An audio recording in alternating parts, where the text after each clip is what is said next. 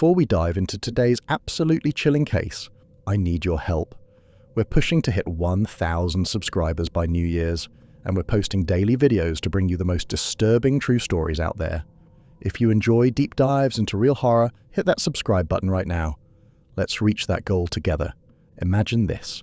A routine patrol in the Alaskan wilderness turns into a nightmare. An Alaskan trooper stumbles upon something unimaginable, a frozen secret buried in the ice. What he uncovered would send shivers down your spine and become one of Alaska's most chilling unsolved mysteries. Join us as we dig into the terrifying true story of the frozen grave. The coffee in Glenn Pritchard's mug had gone cold 2 hours ago, but he kept sipping it anyway. September mornings in Anchorage carried that peculiar quality of light that only exists at the edge of civilization, where the wilderness presses against human ambition like a patient predator. 15 years with the Alaska State Troopers had taught him to read that light, to understand the way shadows fell differently here than anywhere else in the world.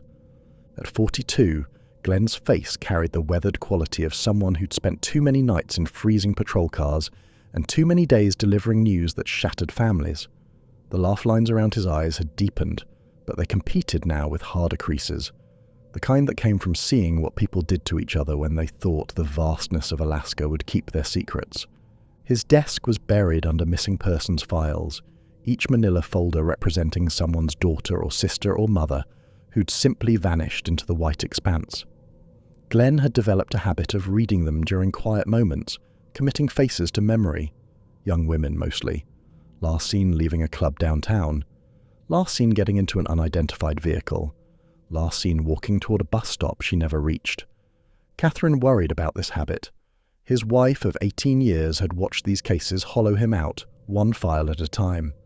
She'd find him at the kitchen table at 2 a.m, spreading photographs across the wood grain like tarot cards, searching for patterns that remained stubbornly invisible.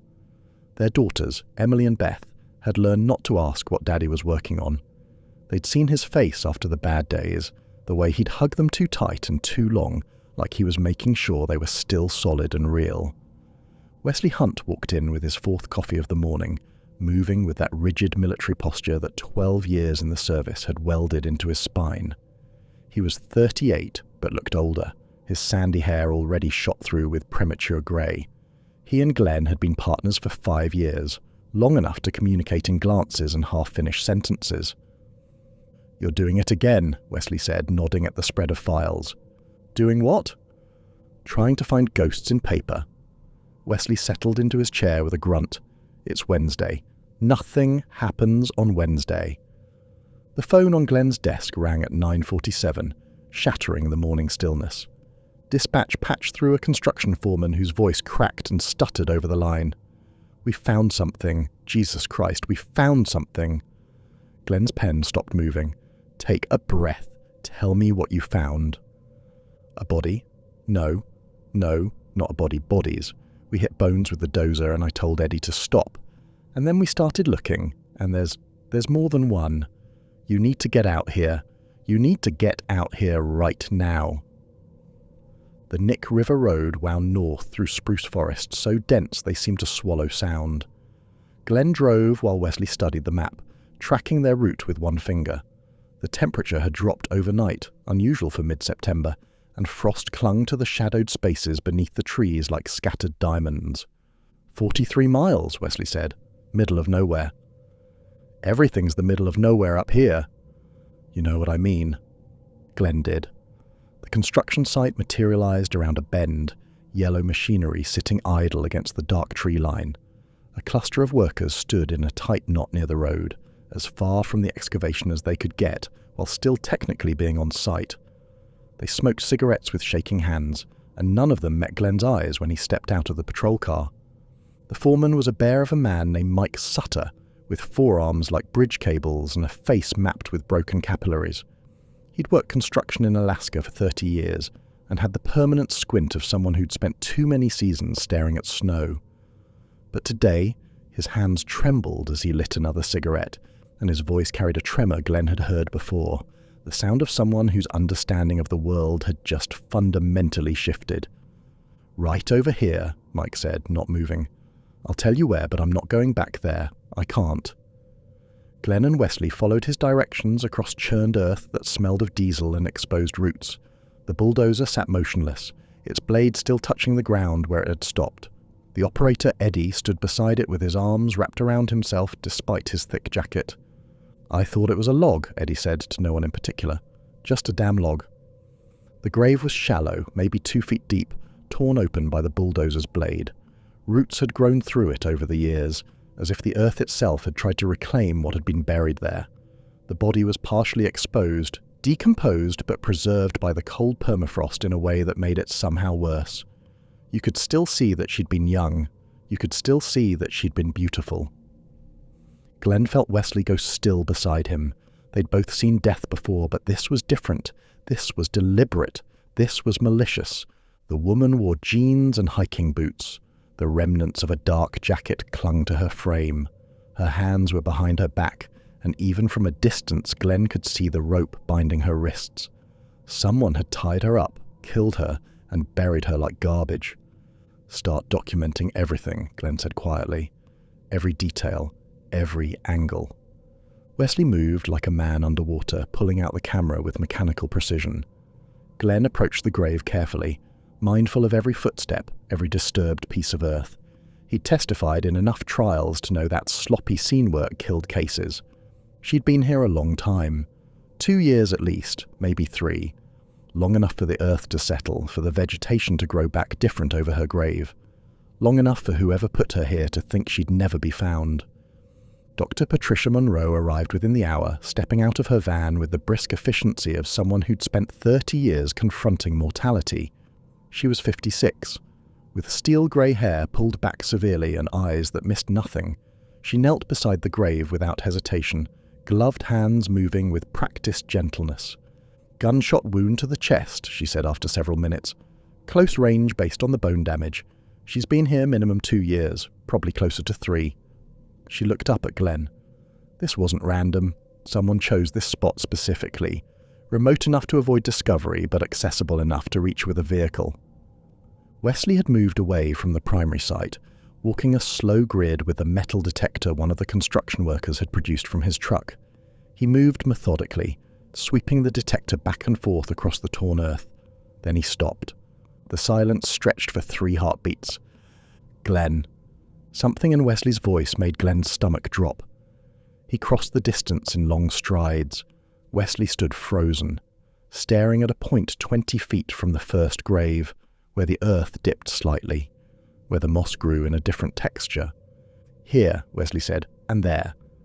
He pointed to another spot, then another. "Jesus Christ, Glenn, there's more." They worked until the sun touched the mountains, marking locations with numbered stakes. The forensic team arrived with portable lights as darkness fell, turning the forest into a stage for horror. By midnight, they'd identified 6 distinct burial sites, all within a 100-yard radius. Glenn called Catherine at some point during the night. He didn't remember what he said, only the sound of her voice asking if he was safe, if he was coming home. He told her not to wait up. He didn't tell her what they'd found, didn't tell her that 6 families were about to learn their daughters weren't coming home. The temperature dropped to 15 degrees. Their breath hung in clouds under the portable lights. Glenn stood at the center of the marked sites, slowly turning in a circle, and felt the weight of it settle into his bones. This wasn't a murder. This was a hunting ground. The next 3 days blurred together in a nightmare of careful excavation and grim discoveries. Each grave revealed another young woman, another life violently cut short. The forensic team worked with archaeological precision, photographing and cataloguing every bone, every scrap of fabric, every piece of evidence that might tell the story of how these women died. They were all young, ranging from late teens to early 30s. They'd been killed different ways: gunshots, stab wounds, blunt force trauma. Some had been buried carefully, almost respectfully. Others had been dumped like trash. The decomposition varied, suggesting the murders had occurred over several years. The oldest victim had been in the ground for 5 years. The newest, perhaps 8 months. None of them carried identification. No wallets, no purses, no jewelry that might help with identification. Someone had stripped them of everything that might reveal who they were. Glenn worked 20-hour days, surviving on coffee and determination. A task force formed around him. Wesley, Dr. Monroe, 2 forensic specialists from Fairbanks, and an FBI consultant who flew in from Quantico. They commandeered a conference room at the Anchorage station and covered the walls with photographs, maps, and timelines. The media descended like ravens. Mass grave discovered north of Anchorage. Serial killer stalks Alaska's last frontier. How many more bodies lie buried in the wilderness? The pressure was immense. Phone calls from the police chief, the mayor, even the governor's office. Everyone wanted answers Glenn didn't have. He started with missing persons reports, hundreds of them going back a decade.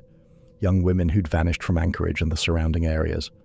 He spread them across his desk at home, ignoring Catherine's worried glances as he worked past midnight every night. A pattern emerged slowly, like a photograph developing in chemicals. Several of the missing women had last been seen in downtown Anchorage. Many worked in the clubs along 4th Avenue, that rough stretch where exotic dancers, prostitutes, and desperate people looking for quick money gravitated. They disappeared over a span of 5 years. 1 month a dancer named Sherry. 3 months later, a prostitute named Angela. 6 months after that, a waitress named Paula. No witnesses, no leads, just women who vanished as if the earth had opened up and swallowed them whole. The first identification came through dental records. Sherry Morrison, 23 years old, reported missing in March of 1981. The last time anyone saw her, she was leaving the Diamond Club at 2 a.m, heading for the bus stop 3 blocks away. She never made it home. Glenn drove to her mother's house on a grey afternoon when the sky pressed down like a lid. Mrs. Morrison answered the door with hope dying in her eyes the moment she saw his uniform. She knew. Mothers always knew. "Is it Sherry?" Her voice was barely a whisper. Glenn nodded. "I'm so sorry." She collapsed like someone had cut her strings. The sound she made wasn't quite human, a keening wail that Glenn would hear in his nightmares for years. He helped her to the couch, called her sister, stayed until family arrived. He'd delivered death notifications before, but this was different. This felt personal in a way he couldn't quite articulate. The second identification was Paula Graham, 17 years old, a runaway from Minnesota who'd come to Alaska chasing the promise of good money and a fresh start. She'd worked at the same club as Sherry, dancing to save enough money to go home.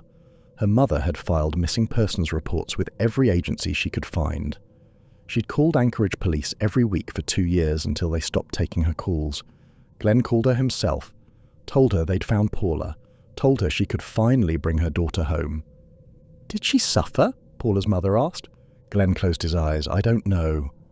It was a lie. The autopsy report sat on his desk. Paula Graham had been shot twice, once in the leg and once in the chest. The leg wound wasn't immediately fatal. She'd bled slowly before the second shot killed her. She'd suffered terribly. Glenn posted photographs of the unidentified victims in newspapers across Alaska and the Pacific Northwest. "Do you know these women?" The tips came in waves. Psychics claiming visions. Conspiracy theorists spinning elaborate theories. Attention seekers confessing to murders they couldn't have committed. Glenn and Wesley worked through each lead with grinding thoroughness, knowing that somewhere in the noise might be something real. On a Friday afternoon in late September, Glenn's desk phone rang. He almost didn't answer it. He'd been on the phone for 6 hours straight, his ear aching, his patience worn to nothing. Alaska State Troopers Detective Pritchard. "I know who killed those women." The voice was young, female, shaking with fear or adrenaline or both. "I escaped from him." And Glenn sat up straighter, gesturing frantically at Wesley across the room. "What's your name?" I can't tell you that. Not yet." "Okay, that's okay. Just talk to me. Tell me what happened." "He took me last summer. He was going to kill me like the others, but I got away. I tried to tell the police, but they didn't believe me. They said I was lying." Glenn's mind raced. "Which police? Anchorage?" "Yeah, they said he was a good man, that I was just trying to cause trouble." "I believe you," Glenn said, and meant it. "I need you to come in. I need to hear your story." Silence on the line. He could hear her breathing, could almost feel her terror through the phone. "He'll kill me. We won't let that happen. I promise you. You can't promise that. Nobody can promise that. Then help me stop him. Help me make sure he never does this to anyone else. More silence. Then, I'll call you back. Glenn stared at the phone like he could will it to ring again. Wesley was already at his side. Tell me you got a trace. Payphone on 4th Avenue. I'm sending units now. But when they arrived, she was gone. Just cigarette butts ground into the sidewalk and the faint impression of someone who'd stood there, terrified, before vanishing back into the city. 3 days passed. Glenn barely slept, jumping every time the phone rang. Catherine finally confronted him on Tuesday night, standing in his home office doorway with her arms crossed. You're killing yourself over this. 6 women are dead, Kate, maybe more, and there's a witness out there who's too scared to come forward. And if you have a heart attack from stress, how does that help anyone? He had no answer for that. She softened, crossing to him and taking his face in her hands. I know you. I know you won't stop until you catch whoever did this. But you're no good to those women if you destroy yourself. Come to bed, please. He did, but he didn't sleep. He stared at the ceiling and thought about a frightened young woman standing at a payphone, trying to decide if she was brave enough to trust him. The call came at 2:15 in the morning. Catherine handed him the phone with sleep-heavy confusion, recognizing something urgent in the ring. This is Glenn.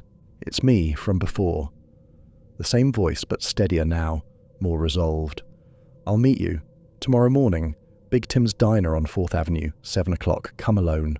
I'll be there. If I see anyone else, I'm gone. I mean it. Just me. I promise. He arrived at 6:30, positioning Wesley in an unmarked car 2 blocks away with instructions to stay put unless called.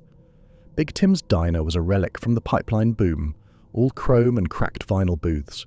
At this hour, it held a collection of night shift workers, long-haul truckers, and insomniacs seeking refuge from their thoughts. Glenn ordered coffee he didn't need and watched the door. At 7:12, a young woman slid into the booth across from him, with the nervous energy of a prey animal ready to bolt. She was 19, maybe 20, with dark hair pulled into a messy ponytail and exhaustion carved into the hollows under her eyes. She wore an oversized jacket despite the diner's warmth, and her hands shook as she wrapped them around the coffee mug the waitress placed in front of her. Thank you for coming, Glenn said softly. I'm Glenn. Cindy. She said it like she wasn't sure she wanted him to know. Cindy Patterson. Cindy, I need you to know that whatever you tell me stays confidential unless you say otherwise. You're not in any trouble. You're not going to get in any trouble. I just need to hear what happened. She stared into her coffee for a long moment. When she finally spoke, the words came out in a rush, like she'd been holding them back so long they'd built up pressure. June 13th, I was working at the Velvet Room, you know it? Glenn nodded. He knew all the clubs on 4th Avenue. I'd just finished my shift. It was late, maybe 2 in the morning. I was walking to my car and this man approached me. He seemed, I don't know, normal, middle-aged, soft-spoken, kind of shy, actually. He asked if I'd spend some time with him, said he'd pay well. She glanced up at Glenn, defiance and shame warring in her expression. I needed the money. My rent was due and I was $300 short. So I said yes. I got in his car. Her hands tightened on the mug. We hadn't even left the parking lot when he pulled out a gun. Just reached under his seat and suddenly there was a gun pointed at me. He said if I screamed or tried to run, he'd shoot me in the spine. Said I'd live long enough to feel everything he was going to do to me. Glenn felt cold rage building in his chest, but kept his expression neutral. What happened next? He drove me to a house. Normal neighborhood, nice house, lawn looked like someone cared about it. I kept thinking maybe someone would see, maybe someone would help. But it was so late, and the streets were empty. Her voice cracked. He took me inside and down to the basement. He had a room down there, soundproof. He told me that. Said I could scream all I wanted because nobody would hear. Tears started falling, but she didn't seem to notice. He had chains bolted to the wall. He handcuffed me, and he hurt me. For hours. I don't know how many hours. I kept passing out, and he'd wake me up, and it would start again. Glenn wanted to reach across the table to offer comfort, but sensed she needed the physical distance to get through this. "You don't have to tell me details if you don't want to." "No," her voice turned fierce. "No, you need to know. You need to know what he is." She wiped her face with her sleeve. At some point he stopped. He sat down across from me and just talked, like we were having a normal conversation. He told me about his plane, said he was going to take me flying, said he had a special place in the wilderness where he liked to go hunting. She looked directly at Glenn for the first time, and the terror in her eyes was bottomless. He said he was going to hunt me, like a deer. He'd let me go first, give me a running start. Said it made it more interesting that way, more sporting. The last word dripped with venom. He untied me and put me in his car.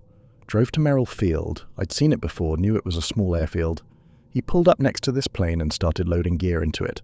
Rifle, supplies, rope. He was completely calm, like he'd done this 100 times. "How did you escape?" "He made a mistake. He left me in the car while he loaded the plane. He had the child locks on, so I couldn't open the doors from the inside, but I managed to roll down the window. I was still handcuffed, but I squeezed through and I ran. Just ran across the tarmac. My wrists were bleeding from the cuffs and I couldn't feel my feet, but I ran." She smiled grimly. "There was a truck driver making a delivery to one of the hangars. He saw me running, saw the handcuffs. He put me in his truck and drove me to the hospital. Best man I ever met. Never even asked why I was in handcuffs, just helped me." "What happened at the hospital?" "They did a rape kit, called Anchorage Police. I told them everything. The detectives came and I showed them the bruises, told them about the basement, about the plane. They wrote it all down." Her face hardened. "Then they ran his name. Robert Dahlquist, owned a bakery, had a wife and kids, sponsored a youth hockey team. The detectives looked at each other, and I knew they weren't going to do anything." "What did they say?" "That there were inconsistencies in my story. That I was, and I quote, just a dancer trying to extort a prominent businessman. They said I probably went with him willingly, and then regretted it, tried to turn it into something it wasn't." She laughed bitterly. "They didn't even go to his house, didn't check the basement, just closed the case and told me to stop making false accusations." Glenn felt his jaw clench so hard his teeth ached. "That should never have happened. They should have listened to you." "But they didn't, and he's still out there. And those women you found?" She looked at him with absolute certainty. "That's what he was going to do to me. I would have been number 7, or 8, or however many there really are. He told me he'd done it before. Said I reminded him of another girl who'd been a good runner." Glenn pulled out his notebook. "Cindy, I need you to tell me everything you remember about him. His appearance, his car, the house location, anything at all." She did. For the next 2 hours, she walked him through every detail, every moment of her nightmare. Glenn took notes that filled a dozen pages. The house on Old Harbor Road, the beige sedan, an Oldsmobile, the soundproof basement room, the Piper Super Cub at Merrill Field, Dahlquist's stutter, something he seemed deeply self-conscious about, the mounted animal heads on the walls of his bakery. When she finished, Glenn leaned back and studied her. "Will you make an official statement? Testify if it comes to that?" Fear flashed across her face again. "If I do, and you don't catch him, he'll kill me." "I will catch him. I promise you that." "Everyone promises. Nobody delivers." "I do." Glenn met her eyes steadily. "Cindy, you're the bravest person I've ever met. You survived something that killed 6 other women, maybe more. You came forward when you had every reason not to. I'm asking you to be brave one more time. Help me stop him. Help me make sure no other woman goes through what you did." She was quiet for a long time. People came and went from the diner. Coffee was refilled. Somewhere outside, Anchorage was waking up to another ordinary day, completely unaware that in this booth justice was being given its first real chance. Finally, Cindy nodded. "Okay, I'll do it. But if he comes for me, he won't get the chance." Back at the station, Glenn pulled every piece of information he could find on Robert Dahlquist. The man was 44 years old, married to a woman named Susan for 20 years. 2 children, both teenagers. Dahlquist's bakery had been a downtown fixture for over a decade, known for sourdough bread and fruit pastries. He coached Little League in the summers. He was, by all appearances, exactly what the Anchorage detectives had said, an upstanding citizen, But Glenn had learned long ago that monsters rarely looked like monsters. Wesley made the critical discovery late that afternoon. He'd been calling police departments across the country, running Dahlquist's name through every database he could access. The hit came back from Iowa. "Glenn, you need to see this." Wesley waved a fact sheet. Robert Christian Dahlquist, arrested in Pocahontas, Iowa, July 1971. Assault with a deadly weapon and attempted kidnapping. Victim was a sex worker. He picked her up, pulled a gun, tried to force her into a remote area. She fought back, and he panicked, let her go. He was convicted, served 18 months, got out in early 1973. And came to Alaska. Fresh start in a place where nobody knew his history. The record was sealed as part of his sentencing deal. It wouldn't show up in a standard background check. Glenn felt pieces clicking into place. He learned from his mistake. He got better at it, more careful, targeted women who were less likely to be believed, less likely to be missed. And he found the perfect hunting ground in the Alaska wilderness. They brought the case to Assistant District Attorney Barbara Chen, a sharp woman in her 50s who'd built her career on prosecuting violent offenders. She listened to everything, reviewed Cindy's statement, studied the evidence from the graves. "It's circumstantial," she finally said. "Survivor testimony is powerful, but defense will rip into her credibility. She works as a dancer." She initially agreed to go with him. They'll paint her as a willing participant who changed her mind. Which is exactly what the Anchorage detectives did, Glenn said. And while they were ignoring her, Dahlquist kept killing. "I understand the frustration, but I need more to get a warrant. His past conviction helps, but it's old and from out of state. I need something that ties him directly to the victims." Glenn called the FBI. Within 24 hours, Agent Franklin Douglas was on a plane from Quantico. Douglas was a legend in the Behavioral Analysis Unit, one of the pioneers of criminal profiling.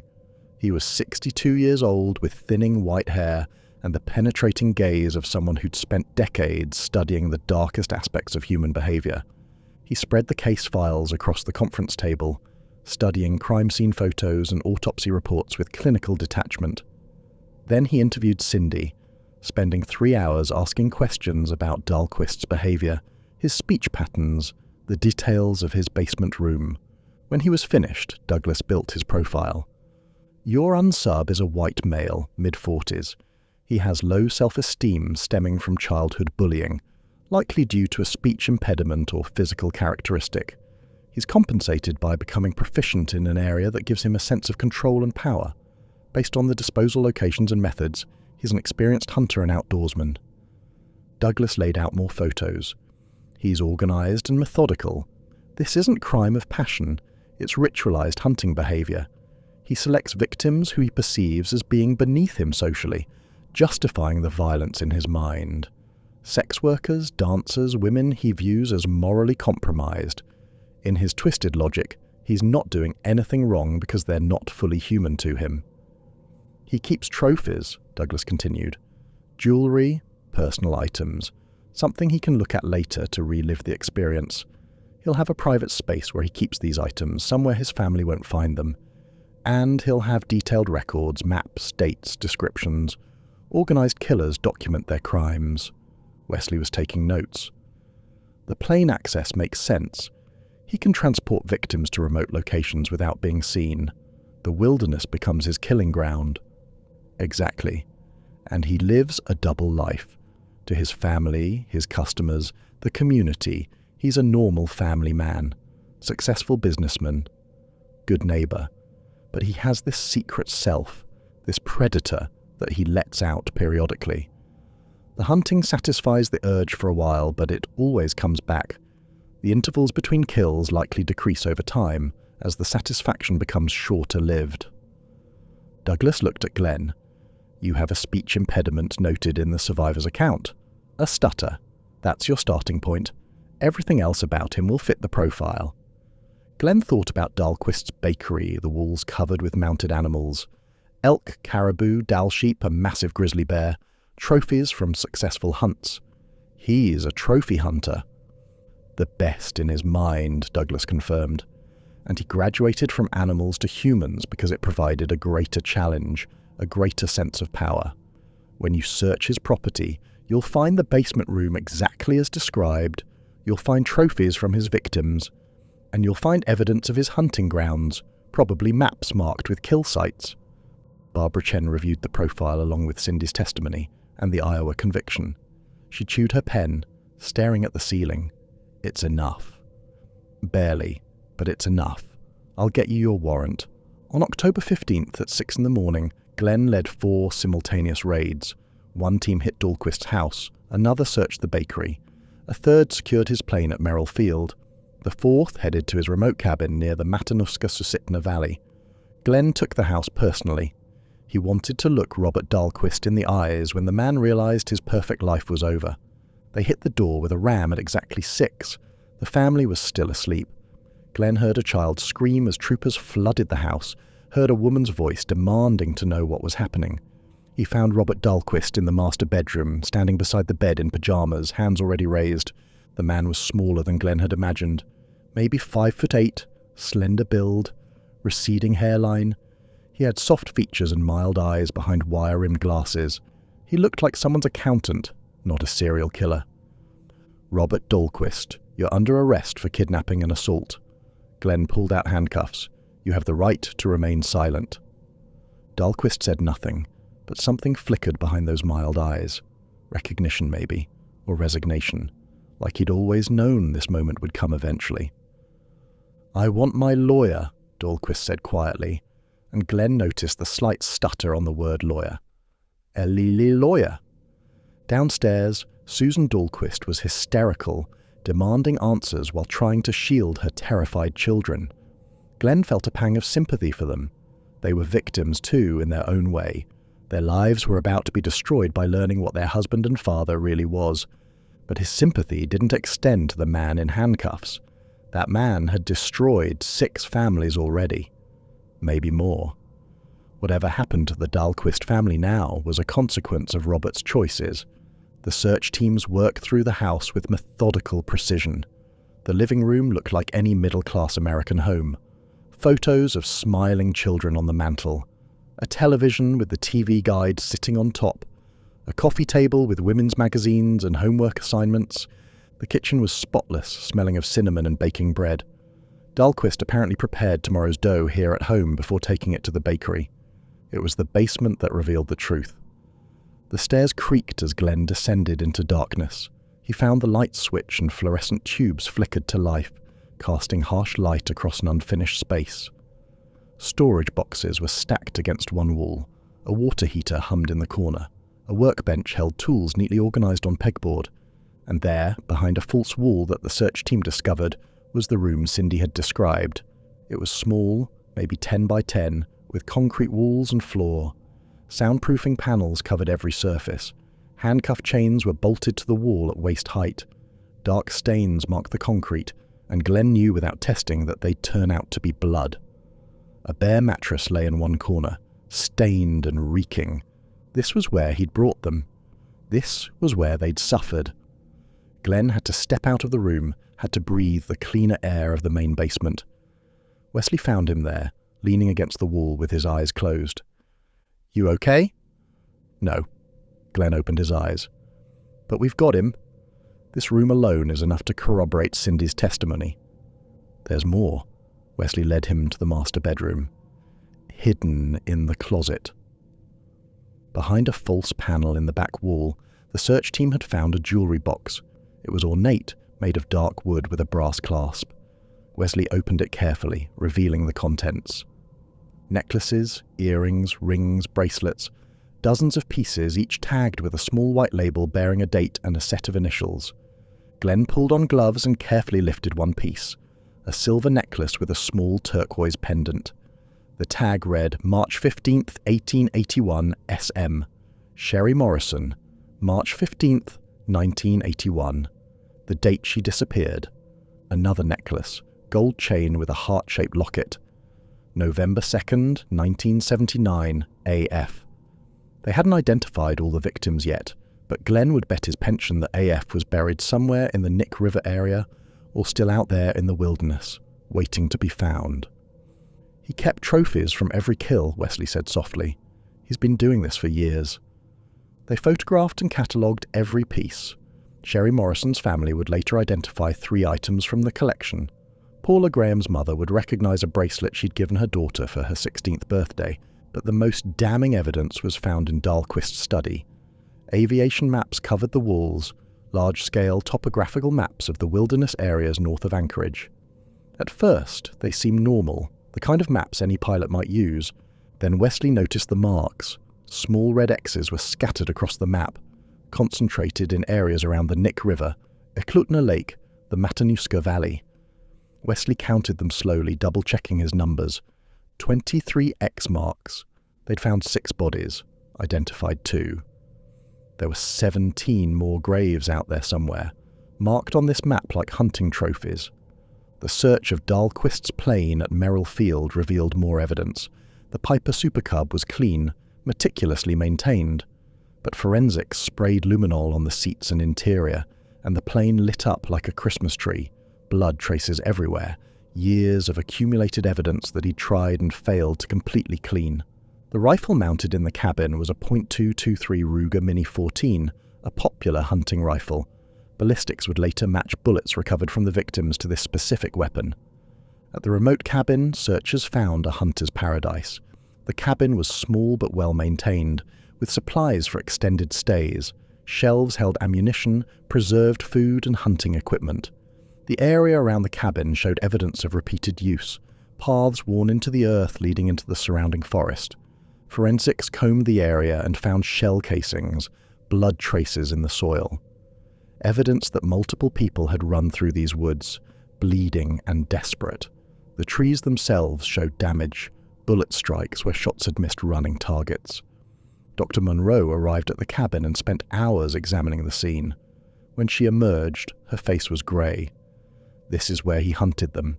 He'd bring them here, let them go, and track them through the forest. Some of the blood traces suggest they made it quite far before he caught them, almost a quarter mile in one case. He gave them hope, Glenn said. Let them think they might actually escape. And then he killed them anyway. The psychological torture is almost worse than the physical. Dr. Monroe shook her head. I've seen a lot in my career, but this is different. This is evil. Robert Dahlquist sat in the interrogation room with his lawyer and refused to speak for 3 days. His attorney, a silver-haired man named Morrison, who charged $500 an hour, advised complete silence, but the evidence was overwhelming and he knew it. On the 4th day, Barbara Chen offered a plea deal. Plead guilty to 4 counts of first-degree murder and reveal the location of all victims. In exchange, the state would take the death penalty off the table and allow him to serve his time in federal prison rather than the Alaska state system. Dahlquist's lawyer spent 2 days reviewing the evidence. The survivor testimony, the basement room, the jewelry collection, the marked map, the ballistics match, the blood in the plane. He finally advised his client that fighting this case would be futile. A jury would convict on all counts, and Alaska juries had no sympathy for men who murdered women. On November 2nd, Robert Dahlquist agreed to the deal. What followed was the most disturbing series of interviews Glenn had ever conducted. Over the course of a week, Dahlquist confessed to 17 murders spanning 12 years. He sat in the interrogation room with the same mild expression, speaking in his stuttering voice, and described each killing in methodical detail. He'd started in 1971, shortly after being released from prison in Iowa. His first victim was a woman he'd picked up in downtown Anchorage. He claimed he didn't know her name, had simply seen her walking alone. An opportunity had presented itself. I was angry, Dahlquist said. People treated me like garbage my whole life. The stutter made me a joke. Women wouldn't even look at me. I wanted to feel powerful for once. He'd killed her and buried her near Eklutna Lake. The grave had been shallow, hastily dug, and he'd been terrified of being caught. But weeks passed and no one came. No investigation, no search parties. She'd simply vanished into the Alaskan wilderness like she'd never existed. I realized nobody cared, Dahlquist continued. Nobody was looking for her. So I did it again. The second victim had been a sex worker, then a dancer, then a waitress he'd seen working late at a diner. The methods evolved. He bought the plane, which gave him access to truly remote locations. He built the soundproof room in his basement, allowing him to take his time without fear of being heard. He developed rituals, patterns that satisfied him. "What about the hunting?" Glenn asked, his voice carefully neutral despite the rage building inside him. "When did that start?" "Third or fourth victim, I think. Maybe the fifth." Dahlquist's brow furrowed like he was trying to remember a recipe. "I'd killed the first few quickly, efficient, but it wasn't very satisfying. Then I thought about my hunting trips, that moment when the deer realizes you're there. The way they run, the chase. I wanted to feel that with a person." He described it with the detachment of someone discussing a hobby. He'd fly them to his cabin, keep them in the basement room for a day or two. Then he'd take them outside, remove their restraints, and tell them they could go free if they made it to the road. Some begged, some cried, some actually ran. "The blonde girl, she almost made it." Dahlquist smiled slightly. "Made it almost half a mile before I caught up. She was fast, athletic. It was exhilarating." Glenn's hands clenched into fists under the table. Wesley, sitting beside him, put a warning hand on his arm. "Why did you let some go?" Wesley asked. "You admitted to assaulting 30 women, but only killing 17. "The ones I let go, they were smart. They understood that telling police wouldn't help them. A dancer or a prostitute accuses an upstanding businessman of assault? Who would believe them?" He looked at Glenn with something like pride. "I was right, wasn't I? That girl you found, Cindy, she tried to tell Anchorage police and they called her a liar." "You're wrong about one thing," Glenn said quietly. "I believed her, and that's why you're sitting here in handcuffs." The smile faded from Dahlquist's face. Over the following days, Dahlquist flew with Glenn and a team of searchers to remote locations across Alaska. He pointed out grave sites with the same casual attitude someone might use to point out landmarks on a sightseeing tour. This mountain ridge, that creek bed, the meadow beyond that stand of spruce trees. Some graves were found exactly where he indicated. Others remained stubbornly hidden despite days of searching. The Alaska wilderness kept its secrets. Recovery teams eventually found 12 bodies. They were returned to their families for burial. 5 victims remained missing, their graves lost somewhere in hundreds of square miles of trackless forest. Dahlquist claimed he couldn't remember the exact locations, that the terrain all looked the same after a while. Glenn suspected he was lying, keeping some secrets to himself as a final act of control. The trial in February 1984 was brief. Dahlquist pleaded guilty to 4 counts of first-degree murder as negotiated. Charges for the other 13 confirmed victims were dropped per the plea agreement. The courtroom was packed with family members, journalists, and curious citizens who wanted to see the monster up close. Cindy Patterson took the stand to provide her testimony. She'd cut her hair short and wore a conservative dress that made her look even younger than her 19 years. Her voice shook as she described the kidnapping, the assault, the basement room. She broke down twice, needing breaks to compose herself. But she finished. She looked directly at Dahlquist and said, "You wanted to kill me like you killed the others. You thought I was nothing, that I didn't matter because of how I made my living. But I survived. I'm here, and every day I wake up is a day you failed." The courtroom erupted in applause. The judge had to call for order. Dahlquist sat motionless, staring at the table in front of him. Victim impact statements followed. Sherry Morrison's mother stood at the podium, hands gripping the edges so hard her knuckles turned white. "You took my baby girl." She was 23 years old and her whole life was ahead of her. She wanted to go back to school, maybe become a teacher. She loved children. Her voice broke. "You hunted her through the woods like an animal. She must have been so scared, so alone.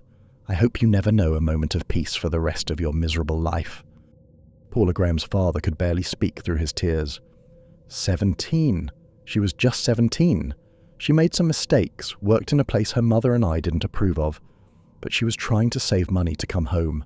She called us every week, told us about Alaska, about the mountains and the ocean.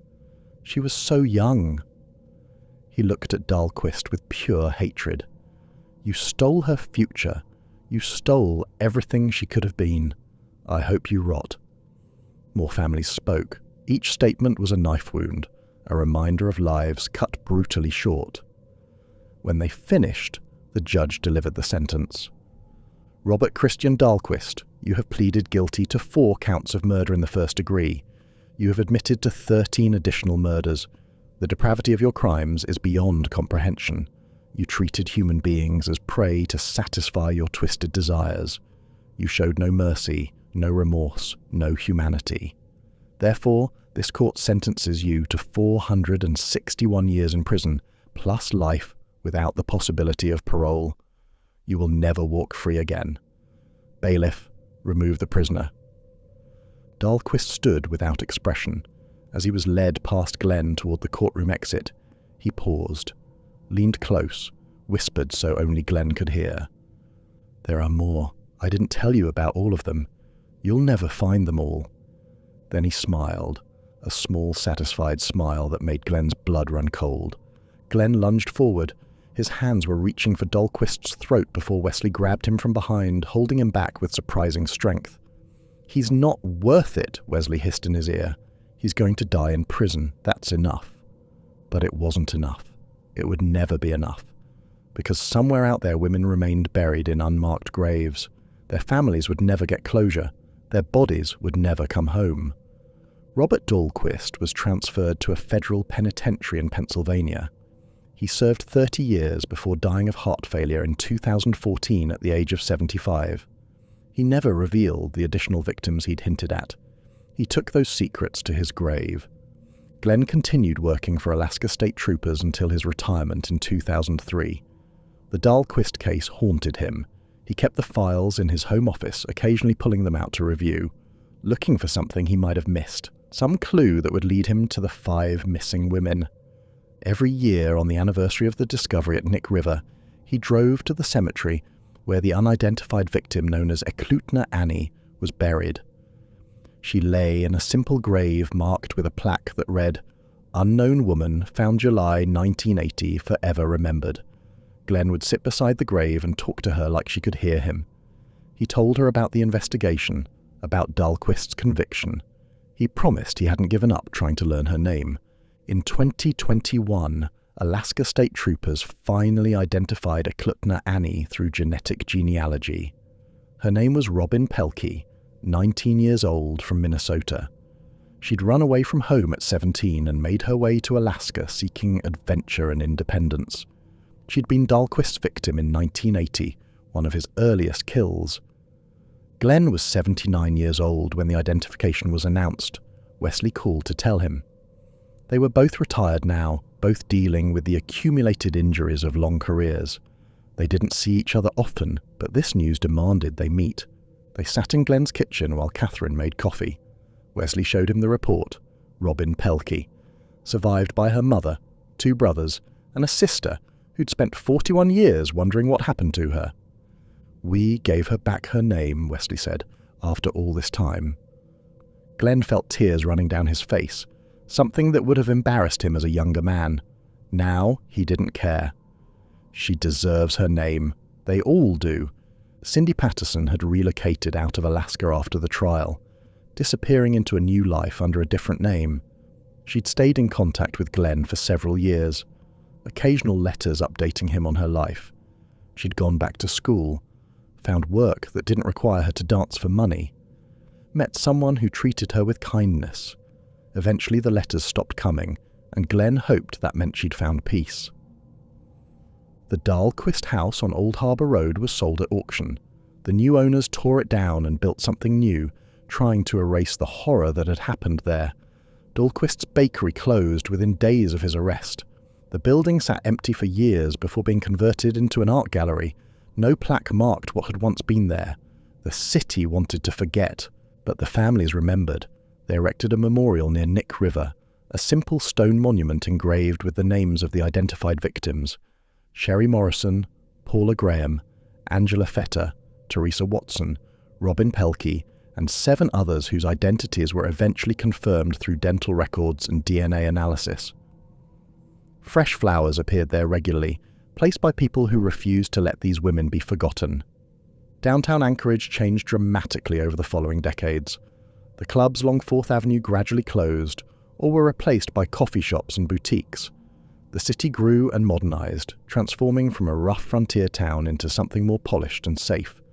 But those who'd been there in the early 80s remembered. They remembered when a monster had walked among them, hiding behind a smile and a baker's apron. The case led to significant changes in how law enforcement handled reports from marginalized witnesses. Training programs were implemented to address bias against sex workers, dancers, and other vulnerable populations. Cindy Patterson's testimony became a case study in police academies across the country, an example of what happens when investigators dismiss victims based on their occupation or lifestyle. It was too late for Dahlquist's victims, but it saved countless others. Glenn died in 2019 at the age of 77. His funeral was attended by hundreds of people, including several of the families whose cases he'd worked over his career. Sherry Morrison's mother, now in her 80s, came with her remaining children. She hugged Catherine and thanked her for sharing Glenn with the world when he could have stayed safely home. Wesley gave the eulogy. He talked about Glenn's dedication, his refusal to give up on any case no matter how cold it became. He described their partnership, the way Glenn had taught him that every victim mattered, regardless of who they were or how they'd lived. He ended with a story about visiting Eklutna Annie's grave, the way Glenn had continued to visit year after year, keeping his promise to a woman whose name he didn't know. Glenn believed that everyone deserves justice, Wesley said. Everyone deserves to be remembered. He lived that belief every day of his career. And because he did, Robert Dahlquist is in prison instead of hunting his 18th victim. Because he did, 12 families got to bring their daughters home. Because he did, Cindy Patterson is alive today. Catherine kept Glenn's files in his home office, exactly as he'd left them. Sometimes she'd go in there and sit in his chair, surrounded by the cases that had consumed so much of his life. She understood now, in a way she hadn't when he was alive. These women had needed someone to care about them, to fight for them when no one else would. Glenn had been that person. Robert Dahlquist's reign of terror lasted over 12 years in the Alaskan wilderness, claiming at least 17 confirmed lives and possibly more. His victims were daughters, sisters, mothers, friends. They were women who'd made choices that others judged harshly, but those choices didn't make their lives worth less. They didn't deserve what happened to them. Trooper Glenn Pritchard spent 30 years seeking justice for those who couldn't seek it for themselves. He never gave up, never stopped fighting, never forgot a single face in those manila folders. Because of him, a monster was stopped before he could claim more victims. The frozen ground of Alaska holds many secrets.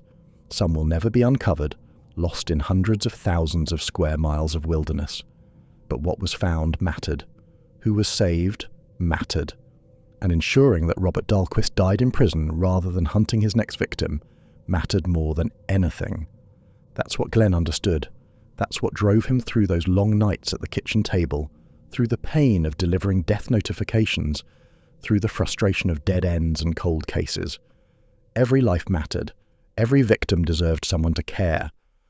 And because he did care, because he refused to give up, 17 families received answers. One brave young woman survived when she should have died, and the butcher baker of Alaska was stopped. If this story affected you, remember to hit that subscribe button. We're so close to 1,000 subscribers by New Year's, and with your help, we'll get there. We're posting daily videos with more disturbing true cases that deserve to be told. Thanks for watching, and stay safe out there. In a world that often overlooks the vulnerable and the marginalized, may we all find the courage to be like Glenn Pritchard, to believe the unbelieved, to fight for those who cannot fight for themselves, to remember that every life, no matter how it was lived, deserves justice. Thank you for listening to their stories.